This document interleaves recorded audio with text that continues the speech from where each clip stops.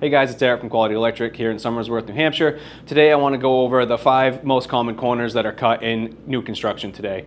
Important thing to remember is that a lot of the things we talk about, while they're technically code compliant, they carry their own risks and hazards. So I just want to go over some of those with you today.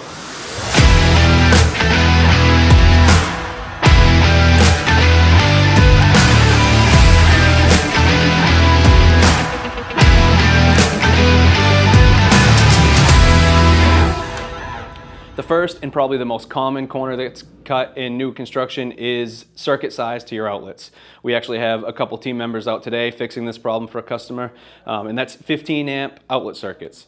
So that may not mean a lot to a lot of you guys, but your large appliances like your vacuum cleaners, your air conditioners, your little electric heaters, those usually all draw between 12 and 13 amps just by themselves with nothing else.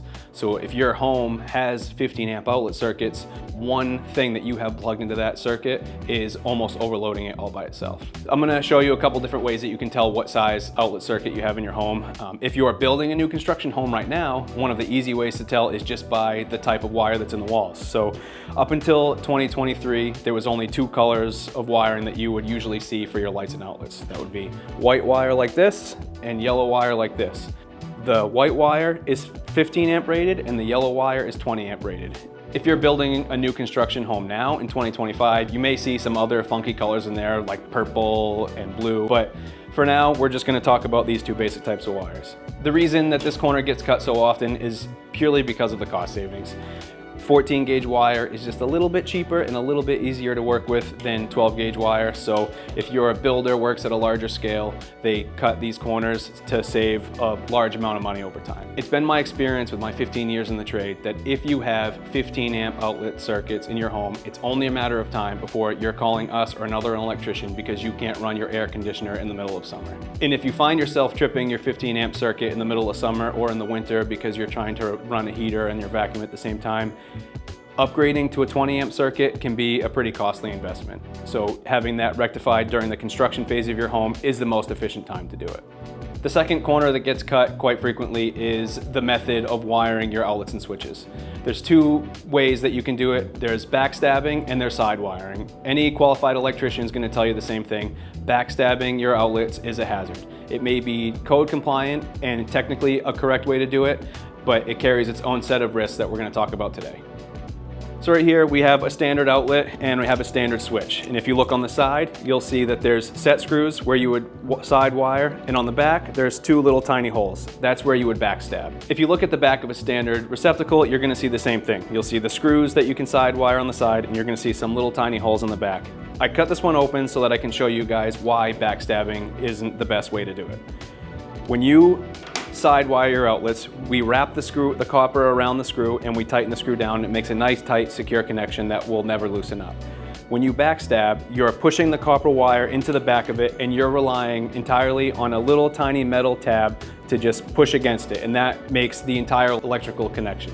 So when you're running your vacuum, you're running your electric heater, you're running all of your appliances, the entire current of that wire is going through one tiny little piece of metal making contact with the copper. I'm going to take it apart a little bit more so that you can see the inside of it and I can show you what I actually mean. So this is the inside of the outlet. This is what makes the actual electrical connection. When you backstab your outlets, all it's doing is pushing in through this tiny little piece right there. So if you look close, you'll see it's just making a connection with a tiny little tab. You can see it's in there. You can still see how loose it is. It spins all around. So even a good connection that's backstabbed is still a pretty loose connection. The third corner that gets cut to save some money is using builder grade devices. Whenever we install switches, outlets, GFIs, circuit breakers, anything like that, we're installing our preferred brand. They're high quality, they carry great warranties, they rival the best in the industry. If you're going with a high volume builder, they may cut corners in that area. So you may get some devices that come from big box stores that don't have the high quality standards that the other devices have. They may not have warranties. Sometimes the way they fit into the boxes are different and they're just a lot more difficult to work with. In addition to that, the color match isn't right sometimes. Some people think, brown is brown and white is white, but the colors don't always match the plates. Some electricians may not care about the quality of the product they're putting in because their warranty isn't even as long as the device's warranty is anyways. We have a lifetime craftsmanship guarantee, so the equipment that we're installing needs to outlive our craftsmanship guarantee. Another corner that gets cut, which follows the same trend as the previous one, is builder grade smoke detectors. I've been installing this brand smoke detector for 15 years, and they are by far the highest quality. They have the least nuisance alarms and the least callbacks. You may have in your home a brand that they sell at the big box stores, and they tend to have frequent failure issues. And let me tell you, smoke detectors, when they go off unexpectedly, are always in the middle of the night or on the weekend. So do yourself a favor, go with a reputable brand that you know has the quality, so that you don't have to wake up at 1 o'clock in the morning on a Friday to an alarm going off for no reason.